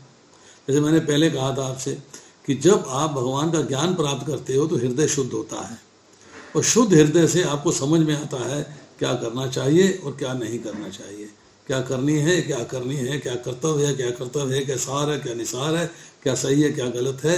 आप डिसाइड कर पाते हो कि what is now your duty, आपका कर्तव्य क्या है, आपकी ड्यूटी क्या है, आपको क्या परफॉर्म करना चाहिए। तो ये जो है सारी बातें तभी हो सकती हैं जब आप भक्ति के प्लेटफॉर्म पे आने के लिए उसकी जो प्रीमियर प्लेटफॉर्म्स हैं उनके ऊपर चलें। जैसे कि आप समझते हैं भक्ति, जब आप कर्म योग के अंदर केवल भगवान के लिए कर्म करेंगे तो भक्ति योग हो जाएगा। जब ज्ञान योग के अंदर आप अपने आप को भगवान से जोड़ेंगे तो भक्ति योग हो जाएगा। जब आप ध्यान योग के अंदर अपने मन को केंद्रित कर लेंगे, मन को कंट्रोल में कर लेंगे, भगवान के प्रति आपका समर्पण हो जाएगा तो भक्ति योग हो जाएगा। मीन्स एवरी योगा जो भी भगवान ने दिया है उस योग के द्वारा भक्ति योग के प्लेटफॉर्म पे जाके पहुंचते हो। अब यहां बात आई कि भगवत गीता का आरंभ, आप अपने जीवन में भगवत गीता का आरंभ करिए, ऐसा आरंभ करिए कि भगवत गीता पे मास्टरी हो जानी चाहिए। मास्टर भगवत गीता, मुझे भगवत गीता इतने अच्छे तरीके से आनी चाहिए कि मैं उसके अंदर से लोगों को समझा सकूं, लोगों को बता सकूं। भगवत गीता में और गंगा जी में क्या फर्क है? एक फर्क है, महात्म्य में लिखा एक फर्क है कि गंगा के अंदर स्नान करने से आपके पाप समाप्त होते हैं, परंतु भगवत गीता रूपी गंगा, मतलब भगवत गीता को पढ़ने से, सुनने से, समझने से आपके अपने पाप तो समाप्त होते हैं, जिससे आप चर्चा करते हो उनके भी पाप समाप्त होते हैं। मत चित्ता मदगत प्राणा बोधयंत परस्परम, भगवान कह रहे हैं कि उनके शुद्ध विचार मेरे में वास करते हैं, जहाँ मिलते हैं मेरी चर्चा करते हैं, उनको परम संतुष्टि प्राप्त होती है, परम आनंद प्राप्त होता है। आप भगवत गीता सुनते हो, हमें एक छोटी सी बात याद आती है। हम जब छोटे हुआ करते थे, स्कूल कॉलेज में पढ़ते थे, तो पिक्चर देख के आते थे ना, स्टोरी घर वालों को सुनाते थे। ओहो हीरो ने ये किया, ओ हीरोइन ने ये किया, फलाने ने ये किया, फलाने, मतलब स्टोरी घर वालों को सुनाते थे। आज हम भगवत गीता को पढ़ के स्टोरी घर वालों को सुना पा रहे हैं क्या? Are we able to explain them? Are we able to tell them? हमको सिखाना चाहिए, पढ़ाना चाहिए, बताना चाहिए, समझाना चाहिए, उनको सुनाना चाहिए, ताकि उनका भी इंटरेस्ट डेवलप हो, उनका भी इंटरेस्ट डेवलप हो कि yes I am also interested in this, मेरा भी इसमें इंटरेस्ट है। मुझे अच्छे तरीके से याद है कि अभी परसों ही बात हो रही थी किसी माता जी से, मेरा लेक्चर था बुधवार को शाम को भगवत गीता पे 8:30 से लेकर 9:30 तक। उसमें माता जी बता रही थी कि मेरे पास कोई आया, उसने मुझे कुछ दिया, भगवत गीता दी, ग्रंथ दिया, प्रसाद दिया, जो भी दिया, और मुझे इनवाइट किया कि आप मंदिर आना। मैं एक बार मंदिर आई तो मेरा भगवत गीता में, भागवतम में, भगवान की सेवा में इंटरेस्ट जागृत हो गया। दिस इज़ वेरी इंपॉर्टेंट कि भगवत गीता को हमें ध्यान से पढ़ना चाहिए और ध्यान से सुनना चाहिए, ध्यान से समझना चाहिए। अब प्रभुपाद यहाँ क्या कह रहे हैं कि भगवत गीता का शुभारंभ जीवन की समस्याओं से होता है। हर व्यक्ति समस्या में है, मैं भी समस्या में हूँ, आप भी समस्या में हैं। हल क्या है? भगवत गीता। भगवत गीता आपको जो है सारी चीज़ों को तत्व से समझा देती है। शर्त यह है कि आपने भगवत गीता को अच्छे तरीके से पढ़ा है, तो आपको ढूंढना आना चाहिए कि इसका उत्तर कहाँ मिल सकता है। How can I get the answer? मुझे इसका उत्तर कहाँ मिलेगा? मैं घर में लेक्चर देने गया, ऐसे 15 साल पुरानी बात है। उनके यहाँ रेगुलर वीकली लेक्चर होता था बुधवार के बुधवार। तो घर के स्वामी ने मुझसे प्रश्न किया कि आप बताइए, आप कहते हो भगवत गीता में सब प्रश्नों का उत्तर है। मैंने कहा हाँ जी है। तो बताइए कि सास बहू के झगड़े का उत्तर कहाँ है? आप बताइए, ऐसा बताइए कि सास बहू में प्रेम हो जाए, झगड़ा ना हो, आप बता दीजिए। अब भगवत गीता में सास तो है नहीं, भगवत गीता में बहू भी है नहीं। अब इसका प्रश्न मैं आप पे छोड़ता हूँ, आप इसका उत्तर ढूंढ के रखिएगा। मैंने बता रखा है पहले, अदिति माता जी को आता होगा, मैंने बता रखा है पहले, आप उत्तर ढूंढ के रखिएगा और फिर मैं आपसे पूछता हूँ कि इसका उत्तर क्या है। अब प्रभुपाद जी यहाँ क्या कह रहे हैं? हर तरह से सिद्ध किया गया है कि आत्मा सभी परिस्थितियों में अविनाशी है। मीन्स आत्मा का इंडिविजुअल एग्जिस्टेंस बना रहता है, कभी भी समाप्त नहीं होता है। पदार्थ का बाह्य आवरण, तो मन तथा शरीर परिवर्तित होकर समाप्त नहीं होते, परिवर्तित हो जाते हैं और कष्टमय संसार में फिर से आते हैं आपके कर्म फलों के अनुसार। आपने जो डिजायर्स करी हैं, जिसके अनुसार आपने कर्म किए हैं, उनके जो फल मिले हैं, उसके अनुसार आपको नया शरीर मिलेगा। मन बुद्धि अहंकार वही ट्रांसफर हो जाएंगे। 15वां अध्याय पढ़िए, भगवत गीता का उत्तर मिलेगा आपको। अतः भगवत गीता विभिन्न प्रकार के कष्टों को समाप्त करने के लिए, और अर्जुन ने इस महान ज्ञान की शरण ली जो कुरुक्षेत्र के युद्ध में प्रदान किया जा चुका था। Miss, we have to learn Bhagavad Gita in a very very serious mood. अब आज हम यहीं पर समाप्त करेंगे, अभी 10 मिनट हैं। मेरी आप सबसे एक रिक्वेस्ट है, हाथ जोड़ के विनती करता हूँ। हम लोग बहुत दिनों से भागवतम सुनते आ रहे हैं, बहुत दिनों से भगवत गीता सुनते आ रहे हैं, हम उसमें निष्कर्ष कैसे निकालेंगे? हम बोलने के योग्य कम होंगे क्या? हम सुनने के लिए ही हैं बस? हमें लोगों को कैसे बताना है? इसलिए जो मैंने आज का क्लास किया है थोड़ा सा डिफरेंट होगा। मैं पूरा बोल के जा सकता था, मुझे कोई दिक्कत नहीं थी, मैंने बोला ही है। मैं बोलता, मैं उसके इन्वोकेशन प्रेयर्स करता, मंगलाचरण करता, उसके बाद मैं श्लोक पढ़ता, फिर परपट पढ़ता, एक्सप्लेन करता, बात खत्म हो जाती। मेरा मूड क्या था, जैसे हम लोग जो है मैं कई क्लासेस में करता हूँ कि एक हर एक व्यक्ति में एक्टिविटी जागृत हो, हर एक व्यक्ति जो है इस बात को समझे कि how can I get involve. मैं तो सिर्फ सुनते ही रहता हूँ, बस यहाँ सुना वहाँ भूल गए। जब आपको परपट पढ़ने के बाद उसमें से एक लाइन बोलनी पड़ती है ना, तो आप परपट को स्मरण करते हो, बहुत ध्यानपूर्वक सुनते हो, मुझे बोलना है, मुझे बताना है, मुझे इसमें से क्वेश्चन निकालना है, मुझे इसमें से प्रश्न निकाल के उसका उत्तर प्राप्त करना है। सो देन आपको जो है उसका एक मूड चेंज हो जाता है आपका सुनने का।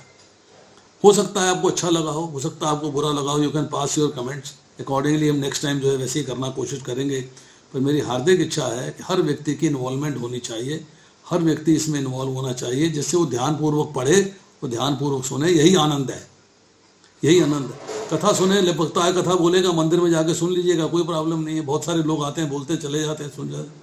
पर मैंने अल्टीमेटली थोड़ा सा अपने आप को चेंज करने की कोशिश करी है कि आपकी एक्टिव इन्वॉल्वमेंट हो। मुझे नहीं पता आपको अच्छा लगा है कि नहीं अच्छा लगा है।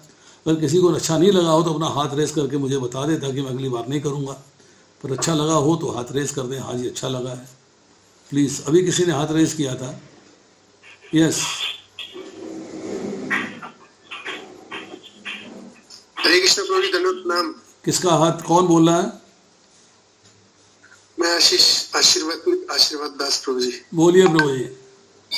Thank you so much, Prabhuji. This is a very nice format, getting involved everybody. I wanted to ask one question regarding this individuality of living entity. Yes, Prabhu. तो भगवत गीता के 18वें अध्याय के 20वें श्लोक में तात्पर्य में प्रभुपाद लिखते हैं कि जो व्यक्ति हर जीव में, चाहे वह देवता हो, पशु पक्षी हो, या जल जंतु हो अथवा पौधा हो, एक ही आत्मा देखता है, उसे सात्विक ज्ञान प्राप्त हो रहता है। तो अगर सबके अंदर एक ही आत्मा है तो इंडिविजुअलिटी कहाँ है? नहीं, आप देखिए, आप परपट को मैं पढ़ता हूं आपके सामने। जो व्यक्ति हर जीव में, चाहे वह देवता हो, मनुष्य हो, पशु पक्षी हो, जल जंतु या पौधा हो, एक ही आत्मा को, एक ही आत्मा में हिंदी में फर्क है। एक ही आत्मा का मतलब है individual soul. It's not the same आत्मा हर एक में है। अच्छा, तो इंग्लिश में अगर हम पढ़ेंगे तो वहां पे इंडिविजुअल सोल आपको समझना चाहिए, समझना चाहिए। आप जो है प्रभुपाद के परपट्स को पढ़िए थ्रू। ये कहीं ना कहीं जो है ट्रांसलेटर्स ने कहीं ना कहीं गड़बड़ करी है। नहीं, एक ही आत्मा नहीं है कि सेम आत्मा सब में उपस्थित है। It is a individual soul which is present everywhere. 5वें अध्याय का 18वां श्लोक पढ़िए। विद्या विनय संपन्ने ब्राह्मणे गवि हस्तनी सुनि च शुपाके च पंडिता समदर्शना। समान दृष्टि से देखता है, कुत्ते में भी, हाथी में भी, गाय में भी, चंडाल में भी, और सब में आत्मा को समान दृष्टि से देखता है। मीन्स इसका मतलब अगर एक ही आत्मा सब में हो तो फिर समान दृष्टि, तो समान की जरूरत है क्या? फिर तो आत्मा ही है। समान दृष्टि का मतलब यह है कि शरीर अलग अलग हो रहा है पर आत्मा भगवान का अंश है। ये बात को रियलाइज करना है। मैंने हाथी को भी देखना है तो भगवान के अंश आत्मा उसमें विराजमान है। तो मतलब you have to understand it very clearly कि इट इज नॉट एक ही आत्मा, it is a individual soul everywhere. असंख्य आत्माएं हैं, हर आत्मा अपने अपने कर्मों का भोग रही है, या आत्मा भगवान के धाम जा रही है। दोनों ऑप्शन है उसके पास, या तो अपने कर्मों का फल भोग लो या भगवान के धाम चले जाओ। Thank you so much. दूसरा हाथ किसका था? फॉर्मेट प्रभु जी सही है, मतलब इट्स वेरी नाइस के सब लोग इन्वॉल्व हो तो वो अच्छा रहेगा। और कोई कमेंट करना चाहता है? जी प्रभु जी, अभी आपने थोड़ी देर पहले एग्जांपल दिया था कि एक साधु ने खिलौने बनाए थे तो आत्मा उसी प्रकार से कि चीनी के अलग अलग हैं, लेकिन चीनी से अलग अलग जीवों में, पौधों में, पक्षियों में, सब में आत्मा का स्वभाव वही है, सिर्फ रूप अलग अलग। नहीं, आप देखिए, आप दोनों को मिक्स कर रहे हैं। मैंने कहा था कि भगवान के धाम में सूक्ष्म आत्मा गई है, समझिएगा बात को। फिर दोबारा से अंडरस्टैंड करा देता हूँ। जो आत्मा के बारे में कल्पना की गई है कि बाल की नोक के 10,000वें हिस्से के बराबर है, वो आत्मा भगवान के धाम में गई है। वहाँ पर अगर 10,000वें हिस्से के बराबर ही पड़ी रहेगी तो वो पड़ी कहाँ पर है? जब साहित्य मुक्ति होती है भगवान के ब्रह्म ज्योति में। परंतु ब्रह्म ज्योति से निकल के जब वो भगवान के समीप जाती है, भगवान के लोक में जाती है, भगवान जैसा रूप धारण करती है, या वो साष्टी भगवान जैसा ऐश्वर्य धारण करती है, ऊपर उस आत्मा के साथ भगवान के समीप रहने के भी बहुत सारे ऐसे भगवान के पास पौध पौधे भी हैं, बेल लताएं भी हैं, भगवान के पशु पक्षी भी हैं, भगवान हर तरह से आनंद लेना चाहते हैं। तो वो आत्मा को ही मोर का स्वरूप दे देते हैं, आत्मा को ही हाथी का स्वरूप दे देते हैं, आत्मा को ही बतख का स्वरूप मिल जाता है, आत्मा को तोते का स्वरूप मिल जाता है, आत्मा को ही वो नराकार मतलब हरा आकार है ऐसे वहाँ पे स्वरूप मिल जाता है। वहाँ पे माया नहीं होती कि आपको पृथ्वी जल अग्नि वायु आकाश से शरीर मिल रहा है, आत्मा बीच में विराजमान है, डुअलिटी नहीं है। वहाँ पर इंडिविजुअलिटी है, इंडिविजुअलिटी, अकेली आत्मा है। उसका एग्जाम्पल दिया गया है, जैसे चीनी ली, चीनी का कोई खिलौना बना दिया, पूरी चीनी है, अलग अलग चीज़ें नहीं है। इसी तरह वहाँ पर जो है वो आत्मा ही है, उसको स्वरूप मिल गया है, आत्मा को ही वो शेप मिल गई है जिस शेप में भगवान उसके साथ एंजॉय करना चाहते हैं। प्रभु जी, मेरा दूसरा प्रश्न ये है कि अभी जो प्रसंग चल रहा था परंपरा का, भागवत की परंपरा का, तो उसमें जो परीक्षित महाराज को सुखदेव गोस्वामी ने सुनाया था भागवतम, तो उसी कथा को सूत गोस्वामी ने उसी सभा में सुना था।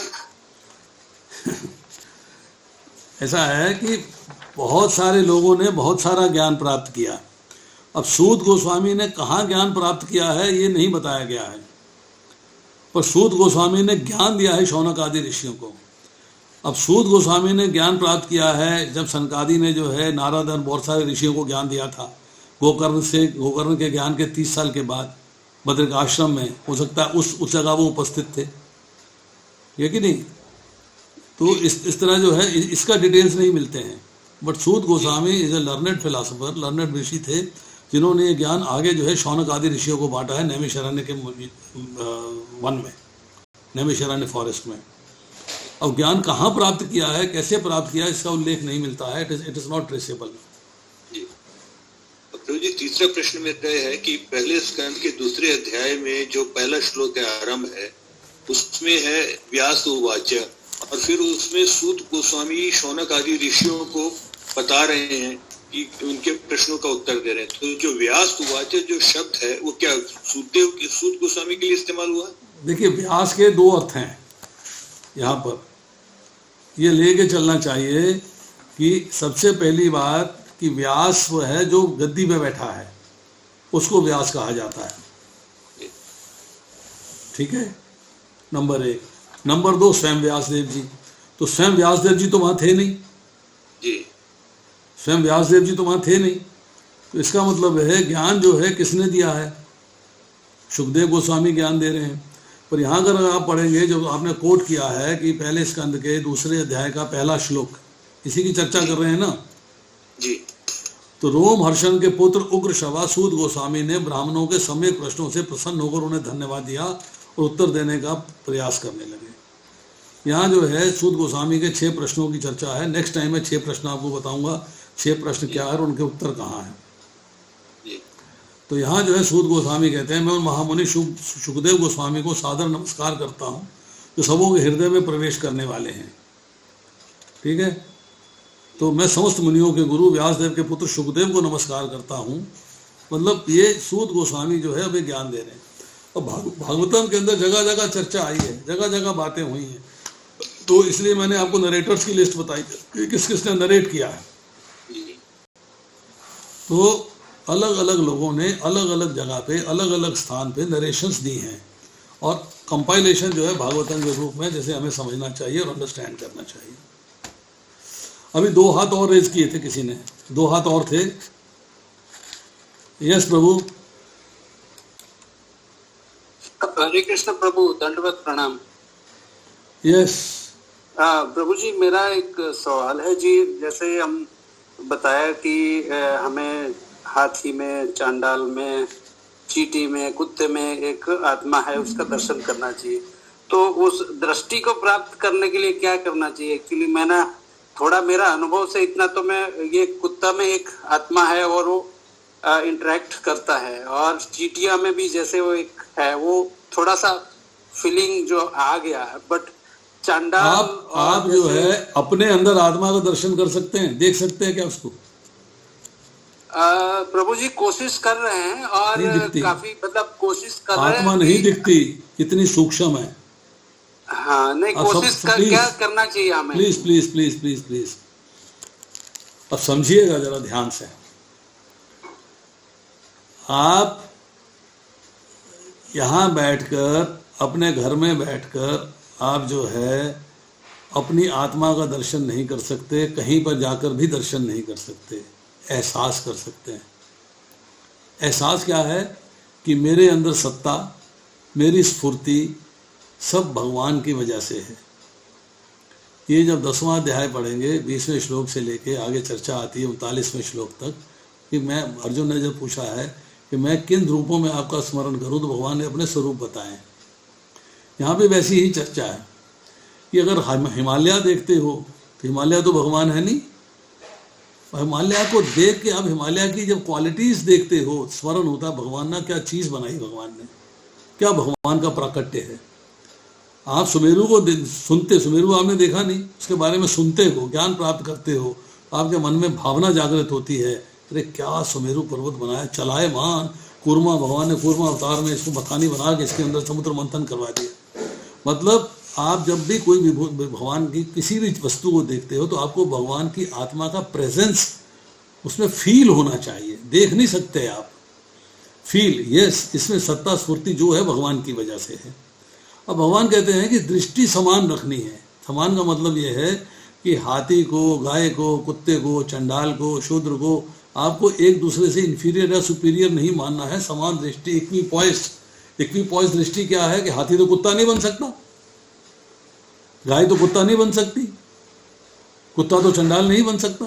नहीं, समान दृष्टि का अर्थ यह है कि भाई सबके अंदर भगवान अपनी शक्ति के रूप में विराजमान है, आत्मा के रूप में भगवान विराजमान है, भगवान का अंश है आत्मा, सबके अंदर विराजमान है, और भगवान सब प्राणियों के हृदय में बैठे हुए हैं। इसलिए मुझे इनमें कोई भेद नहीं करना, अर्थात मुझे इनको डिस्टर्ब नहीं करना है, मुझे सबका मान करना, सबका सम्मान करना है, सबका मान करना है, सबका सम्मान करना है। This is the criteria. Now आपको तो कुतिया का भी सम्मान करना है, अब उसका दूध तो नहीं पिएंगे ना।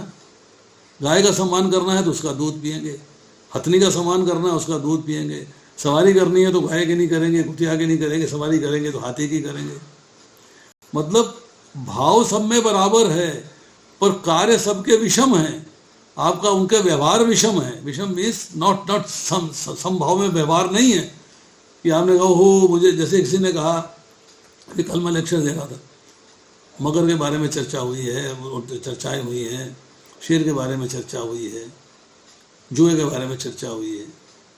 तो शेर जो है उसमें भगवान की आत्मा को देख रहे, मतलब आत्मा को देख रहे, भगवान को भी देख रहे हैं। तो शेर से गलबैया तो नहीं करते ना, सांप को गले में तो नहीं डाल लेते ना, मगर से जाके खेलने तो नहीं लगते ना। सब में फील करना है, उनको देखने के बाद ही महसूस होता है कि उनकी सत्ता, उनकी स्फूर्ति, उनकी चेतना सब कुछ भगवान की शक्ति के द्वारा है, भगवान के द्वारा है, बस। तो उसको देखने के बाद भगवान का स्मरण होना चाहिए, क्या मगर बनाया है, क्या शेर जैसा जीव बना दिया भगवान ने, क्या चीता बना दिया, क्या उन्होंने तेंदुआ बना दिया, कितनी लंबी छलांग मारता है। मतलब वो चीज़ आपको अप्रिशिएट करनी है, भगवान की ऑपुलेंस समझनी है। इसीलिए आप जो है भगवान की आत्मा का दर्शन सब में करते हैं कि yes, Krishna is present in everywhere as a super soul. That's all. Hare Krishna प्रभु जी, दंडवत प्रणाम। और कोई? I can see a lot of names. हरे कृष्ण प्रभु जी। और किसी का कोई प्रश्न है? हरे कृष्ण प्रभु जी। यस माता जी, नाम बताइए। आलादनी देवी दासी। हाँ, वीडियो ऑन करिए माता जी अपना। हरे कृष्ण प्रभु जी, आप बहुत वंडरफुल क्लास लगी आपकी। आप सब जने ऐसे ही करेंगे प्रभु जी, एक एक श्लोक याद हो जाएगा आपकी श्रेष्ठ श्लोक में क्या है। देखिए मेरी इच्छा तो यही है कि ऐसे किया जाए, बाकी अब आप लोगों की इच्छा जो है वैसे कर देंगे।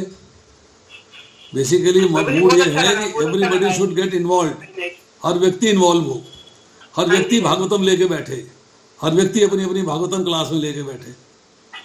प्रभु जी ऐसे करेंगे तो ध्यान पूर्वक सुनने की थोड़ी सी वो हो जाती है कि प्रभु जी पूछेंगे क्वेश्चन, ध्यान पूर्वक पढ़ लिया सुन लिए, तो उसी में तो आनंद है ना कि आपको समझ में आए सारा, आपको सब पल्ले पड़ जाए कि हाँ भाई क्या हो रहा है क्या नहीं हो रहा। वैसे तो है फॉर्मेलिटी से गाए सुने बैठा और चले गए।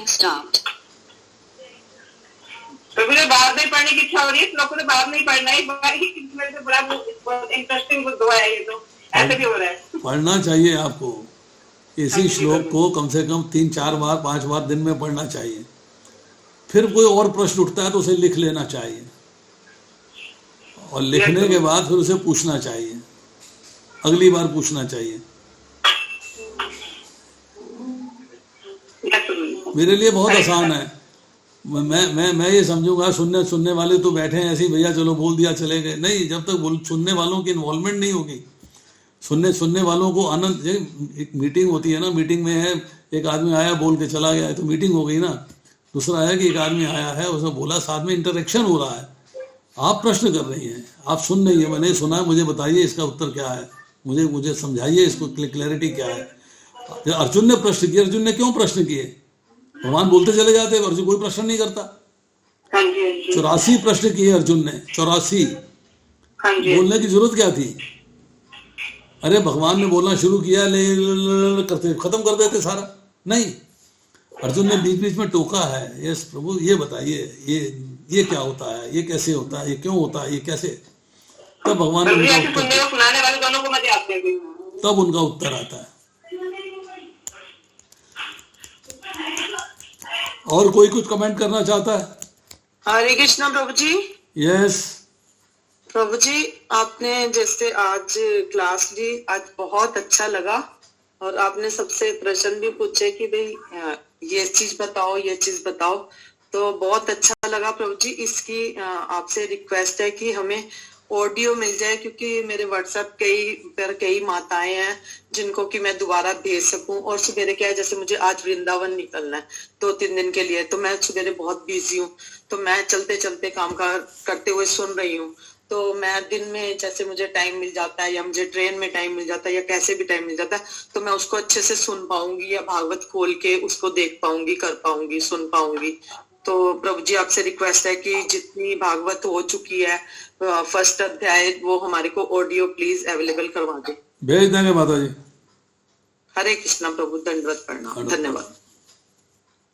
अदिति माता जी, आप कुछ कहना चाहती हो?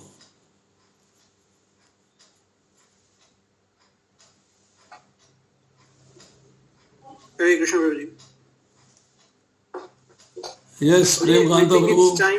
हरे कृष्ण प्रभु जी। मुझे I think it's time, it's 9। आपने एक सास बहू के झगड़े को लेकर के एक पूछा था कि सास बहू के झगड़े को भगवत गीता से कैसे हम एक्सप्लेन कर सकते हैं। तो प्रभु जी, उसको पहला श्लोक जो है भगवत गीता का, जिसमें धृतराष्ट्र संजय से पूछ रहा, मामका चाहे पांडवा चाहे की अकुर्वत संजय, मतलब उसमें वो भेद कर रहा है कि मेरे पुत्र और पांडु के पुत्र, मेरे भाई के पुत्र हैं, उन्होंने क्या किया। तो उसी तरह का भेदभाव यहाँ भी है कि वो मेरा पुत्र है, सास अपने बेटे के ऊपर में अधिकार ज्यादा समझ रही है, और पत्नी अपने पति के ऊपर में अधिकार ज्यादा समझ रही है, क्योंकि वो उसको वर्ण करके लाया है, कमिटमेंट करके लाया है, कुछ वचन निभाने के लिए लाया है। तो दोनों अपने अधिकारों के ऊपर में लड़ाई कर रही हैं। वो कह रही मेरा अधिकार ज्यादा है, मैंने जन्म दिया, और वो कह रही है कि मेरा अधिकार ज्यादा है कि उसने मेरे को वचन दिया। नहीं प्रभु जी, उसका ये आंसर नहीं निकलेगा। You won't be able to explain on this platform. उसका आंसर अलग है। ठीक है प्रभु जी, it's time now. I believe that's a wonderful. इसका आंसर आपको नेक्स्ट टाइम देंगे, नेक्स्ट टाइम क्वेश्चन करिएगा। जी जी जी प्रभु। ठीक है प्रभु। I would request everyone to please unmute yourself and let's thank Prabhu ji for the wonderful class today.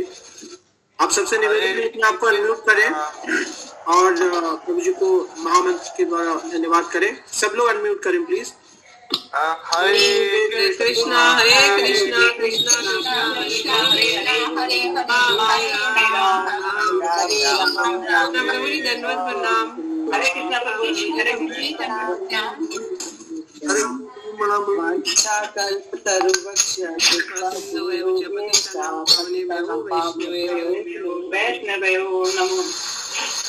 Session for everyone. Thank you, Prabhu ji, once again. Hare Krishna.